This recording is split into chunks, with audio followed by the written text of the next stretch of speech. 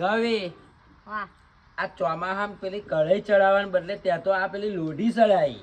હજુ લોડી ચડાવી પડે ને, જો વરસાદ તો પડ્યો નહીં.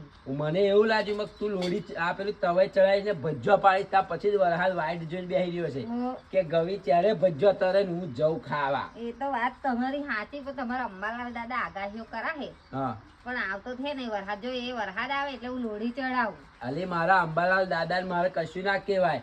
એ તો આટલી આગાહી કરીને પબ્લિક ને જણાવવા હે સારું, બાકી કોણ આગાહી કરવા. એ વાત તો તમારી સાચી. અને તારે જોવું હોય જોજે આ 28 29 તારીખે ગોબા કાઢતો મધ્ય ગુજરાતમાં વરસાદ આવશે. કહ્યું અંબાલાલ દાદાએ. એ ઘરે તો આપણે ચડાવી દઈશું તવાઈ ભજ્જો પાડવા. હા અને તમે તો એવું કહેતા હતા કે મને તો આ નહીં ભાવતું એટલે ખાસ કરીને તમારા હાથે ખીચડી વઘારીને આલુ મારા ખીચડી ને આ બહુ મસ્ત બનાવી દીધા ને પુડલા પુડલા. પુડલા બનાવી દીધા પુડલા. તો મિત્રો જોયું આજે અમારે ઘેર કેવું બનાવ્યું છે. આ સોના લોટના વાઢવાન લોટના ડંગેલું ડંગેલું આવે ને પેલું વાઢવો એના લોટના મને પુડલા બનાવી દીધા. વાઢવો બનાવવાની જગ્યાએ ના ફાવ્યો ને વાઢવો બનાવતો એ પુડલા બનાવી દીધા.